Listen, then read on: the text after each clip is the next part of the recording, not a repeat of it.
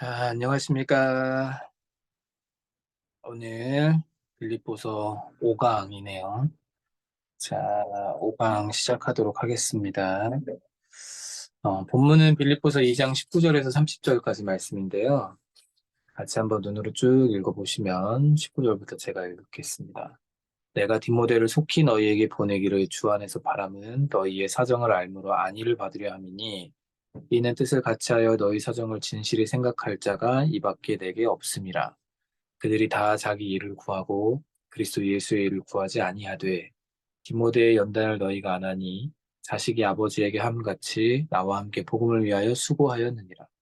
그러므로 내가 내 일이 어떻게 될지를 보아서 곧 이 사람을 보내기를 바라고 나도 속히 가게 될 것을 주 안에서 확신하노라. 그러나 에바브로디도를 너희에게 보내는 것이 필요한 줄로 생각하노니 그는 나의 형제요 함께 수고하고 함께 군사된 자요 너희 사자로 내가 쓸 것을 돕는 자라. 그가 너희 무리를 간절히 사모하고 자기가 병든 것을 너희가 들은 줄을 알고 심히 근심한지라. 그가 병들어 죽게 되었으나 하나님이 그를 긍휼히 여기셨고 그뿐 아니라 또 나를 긍휼히 여기사 내 근심 위에 근심을 면하게 하셨느니라. 그러므로 내가 더욱 급히 그를 보낸 것은 너희로 그를 다시 보고 기뻐하게 하며 내 근심도 덜려 함이니라. 이러므로 너희가 주 안에서 모든 기쁨으로 그를 영접하고 또 이와 같은 자들을 존귀히 여기라. 그가 그리스도의 일을 위하여 죽기에 이르러도 자기 목숨을 돌보지 아니한 것은 나를 섬기는 너희의 일에 부족함을 채우려 함이니라. 아멘. 자, 오늘 이제 빌립보서 2장 19절에서 30절 말씀인데요. 이 본문을 이제 제가 계속해서 빌립보를 무슨 관점으로 보고 있냐면 성도가 어떻게 계속해서 기뻐할 수 있느냐. 빌립보서는 계속 기쁨을 이야기하거든요. 성도가 어떻게 기뻐할 수 있는가. 여러 많은 환경과 상황 속에서 특별히 사도 바울이 지금 처해져 있는 상황, 또 빌립보 교회의 상황, 그리고 초대교회 당시의 역사적 정황들을 놓고 봤을 때 이제 우리가 가지고 있는 기준으로는 도무지 기뻐할래야 할 수가 없는 이제 입장이고 상황이란 말입니다. 계속해서 박해가 있었고, 또 기독교 신앙에 대해서 변증해야 될 필요성이 있었고, 그것을 어렵게 하는 사람들, 또 교회가 이제 막 태동했기 때문에 성숙하지 못한 성도들의 모습들,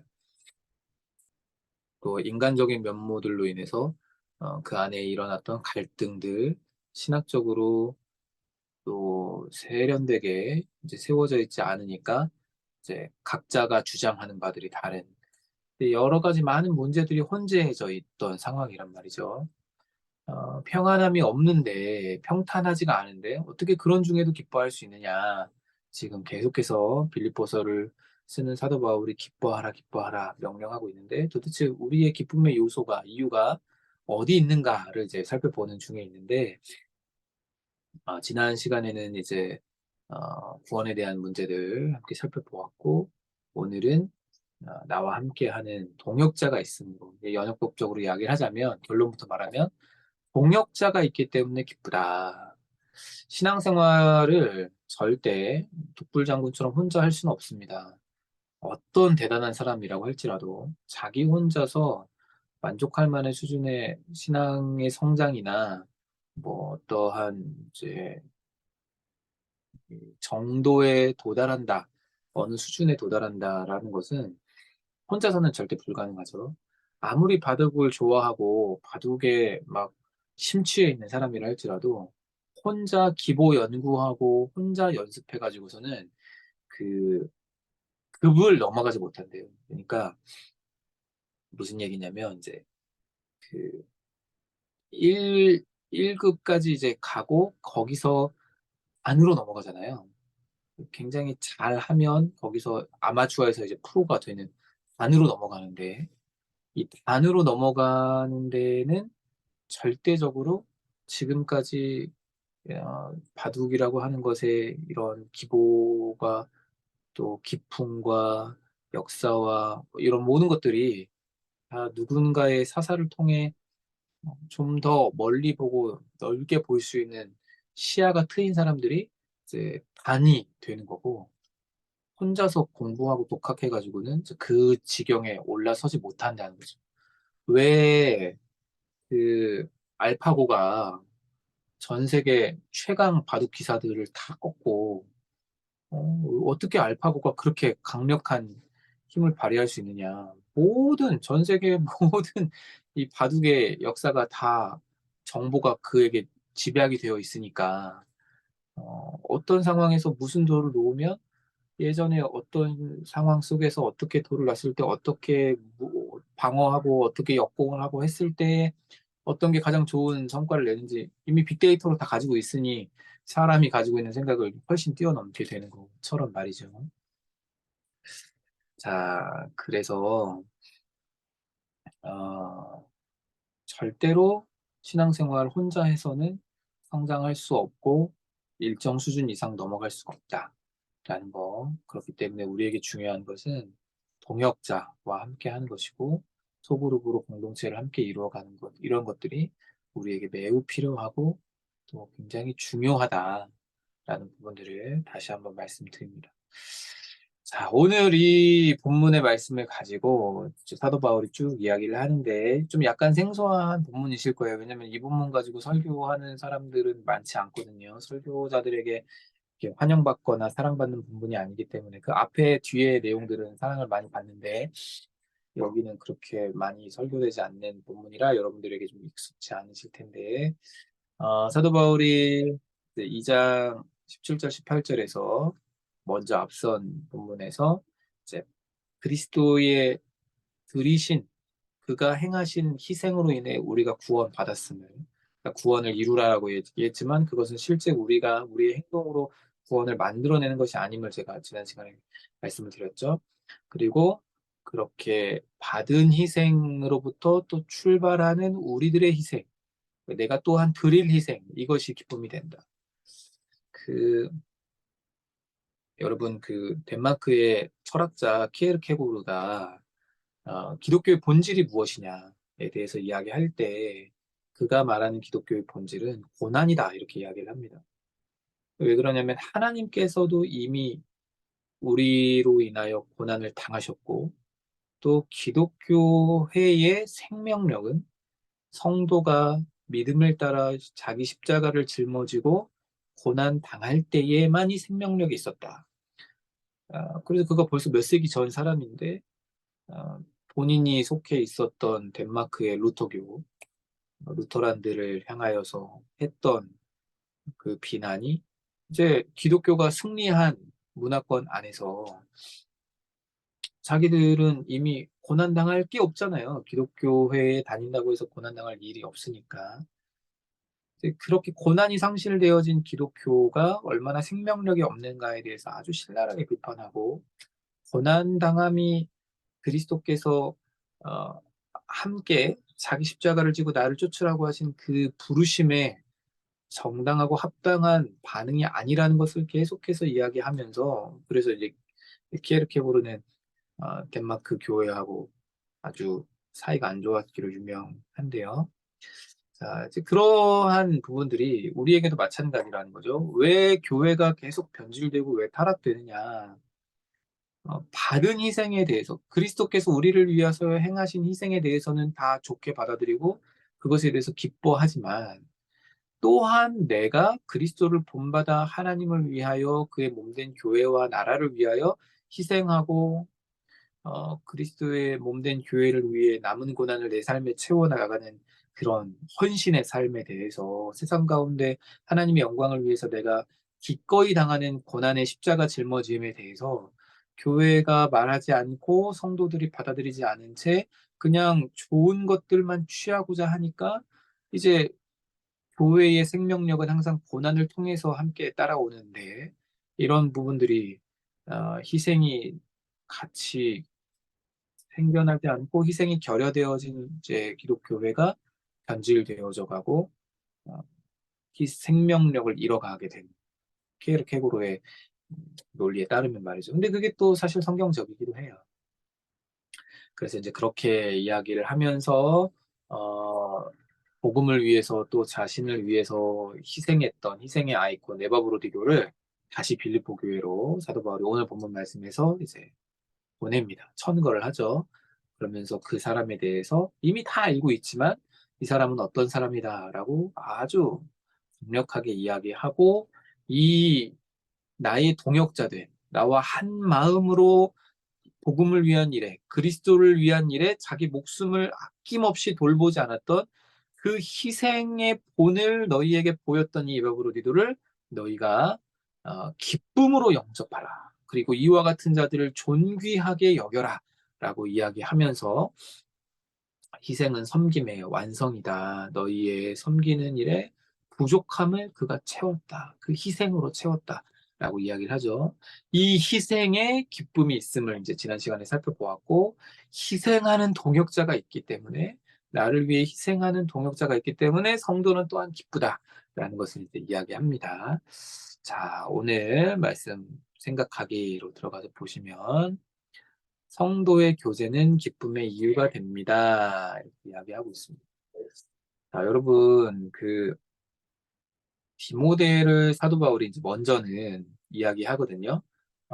내가 디모데를 보내기를 사실은 원한다라고 이야기를 해요. 왜 그러냐면, 이 디모데는 여러분도 너무나 잘 알고 있는 바와 같이 나와 함께 복음을 위해서 애쓴 사람이고, 그가, 어, 나와 함께 이 복음을 위해서 어떤 헌신을 했는지, 어떤 연단을 받았는지, 이런 것들을 여러분들이 다 알고 있기 때문에 내가 디모데를 여러분들에게 보내서 여러분들의 사정을 그를 통해 내가 전달받고 또 나의 지금 현 상황을 이 사람처럼 잘 전달할 사람이 없으니까 여러분들에게 그것을 잘 전달하게 함으로써 여러분들도 위로를 받게 하기를 원한다. 이제 이렇게 이야기를 하는데 근데 여기서 너희의 사정을 알므로 안위를 받으려 한다. 이렇게 사도 바울이 이야기를 하고 있죠. 안위를 받는다는 것이 그냥 단지 마음으로 평안을 얻고 뭐 위로를 받고 이 정도가 아니라 정말 세상이 줄 수 없는 그 기쁨과 평안을 누리기를 원한다는 이제 이런 뜻입니다. 굉장히 강력한 단어인 것이죠. 그래서 사도 바울이 지금 자기를 옆에서 도와주고 또 갇혀 있는 상황에 나를 도와줄 누군가가 정말 절실히 필요한 상황임에도 불구하고 사도 바울은 멀리 떨어져 있는 이 빌립보 교회와 서로 사정과 형편을 나누고 그들을 안심시키고 또 그들의 사정을 내가 정확하게 들어서 그들의 영적인 상황과 현 상황에 대해서 바르게 파악하여 내가 위로받는 이 상황을 굉장히 이제 원하고 있다는 거죠. 이걸 바꿔 말하면 성도의 기쁨은 어디서 나오느냐? 성도의 기쁨은 단지 좋은 일들이 많이 생기고 기도가 응답되고 내가 계획하고 뜻하는 것들이 막 이루어질 때 그때 우리가 성도로서의 기쁨을 누리는 것이 아니라 같은 몸된 그리스도 안에서 한 몸된 지체들이 함께 주 안에서 자라감을 볼 때에 그때에 우리 안에 참된 안위가 있다는 거죠. 믿음 안에 있는 공동체는 이 영적인 교제를 통해서 기쁨을 맛볼 수 있어요. 그렇기 때문에 구역 모임이라든지 전도회로 모이는 것이라든지 아니면 교회 공동체 안에서 한 믿음의 형제 자매들이 서로 삶을 나누고 믿음에 대한 내용들과 또 받은 은혜들을 나누는 이것들은 하나님께서 교회에게 주신 귀한 선물이에요. 근데 뭐 아무리 좋은 것도 뭐 본인이 싫다고 하고 평양 감사도 자기 싫으면 뭐 어쩔 수 없잖아요. 근데 이런 부분들이 얼마나 중요한 것인지를 아셔야 됩니다. 성도들의 기쁨, 그러니까 교회가 비대해지고 커지면 커질수록 이 성도 안의 교통을 통해 우리가 사실은 12가지 신앙 고백인 사도신경 가운데 이 성령으로 인한 공동체의 고백이 있잖아요. 성령을 믿사오며 거룩한 공교회와 성도가 서로 교통하는 것과 우리가 그걸 믿거든요. 성령 안에서 성도가 서로 교제하고 소통하는 교통하는 일들 이걸 우리는 믿는다고 그래요. 뭘 믿는 거예요? 이것이 우리에게 유익이고 이것이 하나님께서 우리에게 얼마나 큰 은혜를 주시는 이 도구인가를 우리는 믿는다는 것이죠. 그리고 이것을 통해 우리는 성령 안에서 함께 자라간다는 것을 믿는다는 거죠. 단지 그냥 성도가 교제하는 것을 믿는다는 것이 아니라 그 교제를 통해 성령께서 역사하신다는 것을 믿는다는 겁니다. 그렇다면 우리는 같은 믿음, 그리스도 안에 있는 자들끼리 성령 안에서 하나 되게 하신 것을 힘써 지켜나가는 이 교제, 엄청나게 중요한 것인 줄 알고 또 영적인 기쁨의 통로가 된다는 것을 알고 많이 참여를 하셔야 되겠죠. 너무나 중요한 일이다. 다시 한번 말씀드리고, 자, 믿고 맡길 수 있는 동역자의 존재는 기쁨의 이유가 된다. 두 번째인데요. 사도 바울은 디모데에 대해서 이렇게 이야기를 하죠. 뜻을 같이 하여 너희 사정을 진실히 생각할 자가 이 사람밖에 나에게 없다. 20절에 그렇게 이야기를 합니다. 뜻을 같이 하여, 이 말은 동등한 마음과 감정을 가진 자인데 이게 동역자에 대한 관용적 표현이에요. 뜻을 같이 하는. 동역자는 어떤 사람이냐? 나와 같은 뜻을 가지고 나를 위해 기도해주고, 나와 같은 뜻을 가지고 함께 주의 일에 나서며 애쓰며 헌신하는 사람. 이런 사람들이 동역자입니다. 그러니까 교회 공동체 가운데 같은 멤버십을 지니고 있는 사람들은 많지만 여러분이 진정 안위를 누리고 진정 마음의 평안을 누릴 수 있고 또한 하나님이 부어주시는 놀라운 기쁨을 누릴 수 있는 것은 나와 뜻을 같이 하는 동역자가 있을 때. 근데 이제 이 동역자는 그럼 언제 발견할 수 있느냐? 내가 그리스도를 위한 희생에 나설 때예요. 그리스도를 위한 고난에 내가 나설 때 좀 힘들어도 어려워도 내 삶의 일정 부분들을 포기하고 헌신하면서 그 앞에 나설 때에 그때 우리는 발견할 수 있어요. 나와 함께 하나님 나라를 꿈꾸고 품는 사람들. 교회 학교 교사라든지 구역장이라든지 찬양대라든지 여러 가지 많은 또 교회 안에서의 헌신과 섬김이 또 있을 수 있고 더 나아가서 예전에 제가 섬기던 교회에서는 어떤 교회에서는 그 지역 내에 어떤 필요성이 있는지를 성도들이 쫙 살펴보고, 우리 지역 내에 문맹이신 분들이, 그러니까 한글을 제때 교육을 받지 못하셔서 한글 교육을 받으셔야 하는 분들, 그러니까 자기 이름을 한글로 쓸 수 없는 분들이 있다는 것을 발견하고, 그걸 위해서 그 한글 학교를 개설해서 그분들을 초청하고 그분들에게 한글을 가르쳐 드리고 또 연세들이 많으신 분들이니까 그냥 한글만 깨우치게 하는 것이 아니라 한국 문학을 시를 가르쳐 드리고 그리고 이제 그분들과 함께 교제하고 또 때가 되면 또 놀러도 다니고 이제 요렇게 함께 섬기는 분들이 계세요.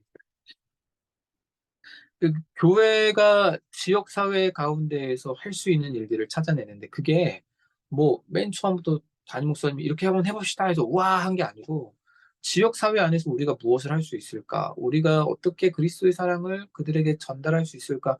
고민하던 차에 어떤 요리를 잘하는 몇몇 분들은 모여서 식당에서 반찬을 만들어서 혼자 사시는 어르신들에게 반찬을 나누어 드리고 전달해 드리는 봉사를 시작하고 어떤 분들은 그 임대 아파트가 있었거든요. 교회 주변에.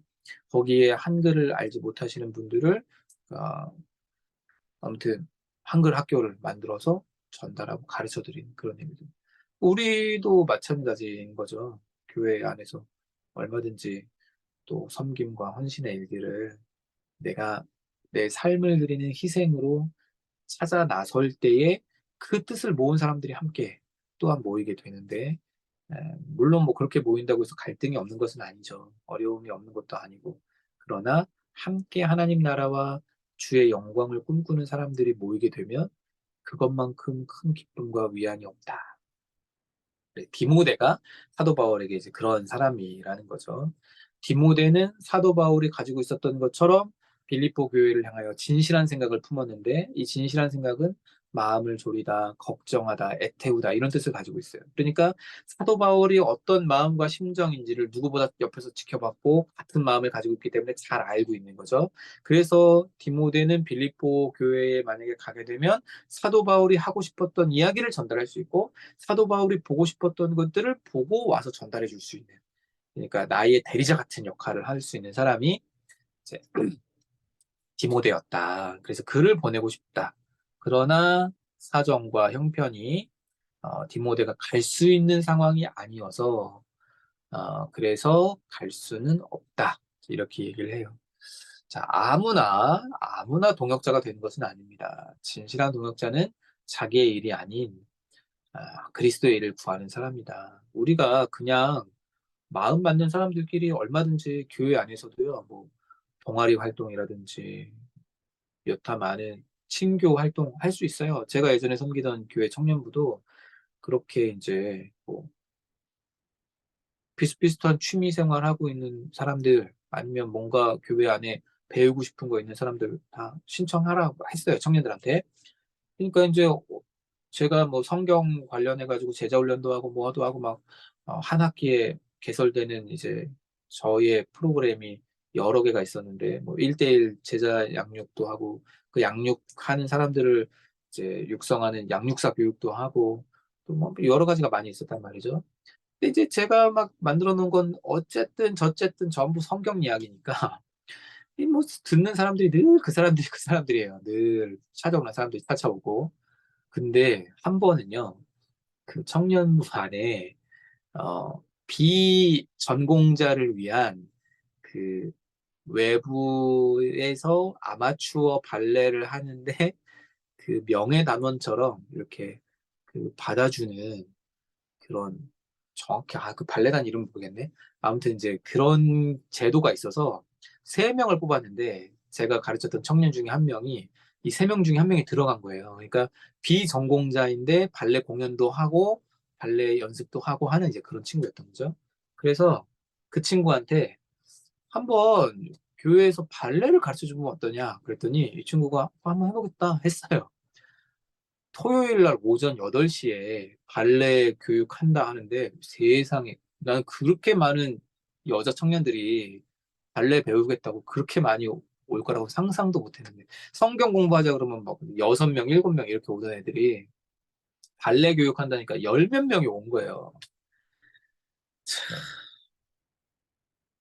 뭐 그거 나쁜 건 아니지만 이제 조- 좋은 거지만 친교의 활동이었지만 아, 그게 이제 결국에는 이제 발레 요게 발끝으로 이렇게 서야 되는데 애들이 발끝으로 쓰는 것 자체가 안 되니까 나중에 얘기 들어보니까 뭐 했냐고 물어봤더니 코어 근육 단련해주는 그거 했다고 하더라고요. 어쨌든 그게 뭐 그리스도의 일을 구하는 건 아니잖아요, 사실. 뭐내 자기 만족의 일들이 그런 것을 보고 그걸 참여했다고 동역자라고 말할 수는 없죠. 그냥 친교의 일을 한 거죠. 진실한 동역자는 복음을 위하여 자식의 심정으로 부모에게 하듯 하는 사람이다. 22절에 보면 디모데의 연단을 너희가 안 하니 자식이 아버지에게 함같이 충성을 다해서 눈 가리고 아웅하듯이 한 것이 아니라 충성을 다해서 성심성의껏 우리가 자식으로서 부모에게 만약에 요리를 한번 해드린다거나 아니면 옷을 한 벌 대접해드린다거나 어디 좋은 데 모시고 간다고 하는 거나 그럴 때에 배충하는 사람이 있습니까? 이거 어차피 내 입으로 들어가는 거 아닙니까? 엄마가 드시니까, 아버지가 드시니까, 그냥 뭐, 배 안에 들어가면 똑같지. 그러면서 대충 해가지고 드리는 사람이 있어요? 아니죠. 정성껏 내가 할 수 있는 가장 좋은 것으로 하는 게 바로 자식이잖아요. 부모에게 그렇게 복음을 위해서 자식이 아버지에게 함처럼 나와 함께 복음을 위해 수고했다. 그게 동역자라는 거죠. 이러한 수고의 연단을 여러분들이 알지 않습니까? 디모데를 지금 천거하고 디모데에 대해서 다시 한번 추천하고 있는 거죠. 근데 그 연단이라는 것은 입증하다라는 뜻인데 그 모든 공동체 가운데서 인정받았다. 그의 그 수고와 헌신을 여러분들이 다 인정하지 않습니까? 지금 이렇게 이야기를 하고 있는 거죠.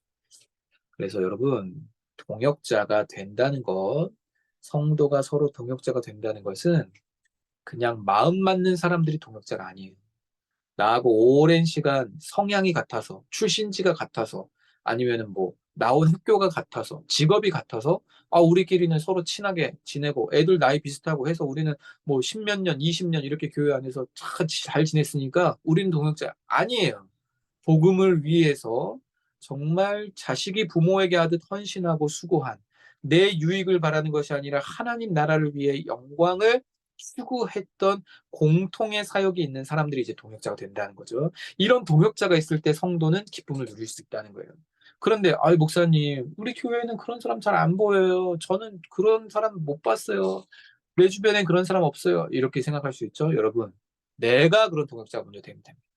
내가 누군가의 동역자가 되기를 먼저 꿈꾸세요. 그러면 하나님이 준비되어져 있는 사람에게 준비된 사람을 붙이세요. 엘리야가 어, 대승을 거두고 난 뒤에 다 둘러보니까 나밖에 없고, 쟤네들은 보니까 850명 모여가지고 막 북치고 장구치고 난리치는데 나는 한 사람밖에 없으니까. 그리고선 이제 이세벨이 너 이제 죽었어 이러잖아요. 내일 네 머리가 달려있으면 내가 신들에게 벌을 받기를 원한다, 이렇게 이야기를 하니까 두려운 마음이 확 엄습해 들어오죠. 그리고 그때 뭐라고 이야기합니까? 하나님 앞에, 하나님 저밖에 없습니다. 근데 하나님 뭐라 그러세요? 말도 안 되는 소리 하지 마라. 바알에게 무릎 꿇지 않은 7천 명의 사람이 있다 그러잖아요. 7천 명의 사람. 오바댜가 숨겨주고 떡 나눠주고 물 나눠주고 했던, 그때 같이 있었던 동역자들도 있잖아요. 내가 그렇게 준비되어져 있으면, 내가 누군가의 동역자, 진실한 동역자, 복음을 위해 애쓰는 사람이 되면 하나님이 다 그렇게 붙여주세요. 그러면서 예후에게 기름 부어서 왕을 삼고 선지 학교를 만들고 엘리사로 후계사를 삼고, 하나님이 다 그 길을 보여주시죠. 비전을 보여주시고 내가 준비되어 있으면 된다. 자, 근데 이제 그 디모데는 못 가니까 사도 바울이 에바브로디도를 보내겠다고 하는데, 이 에바브로디도가 아주 재미난 사람이에요. 뭐가 재밌냐면 이름의 뜻 자체가요, 잘생긴 사람 이런 뜻이래요. 재밌죠. 근데 이제 이 사람은 어떤 사람이냐?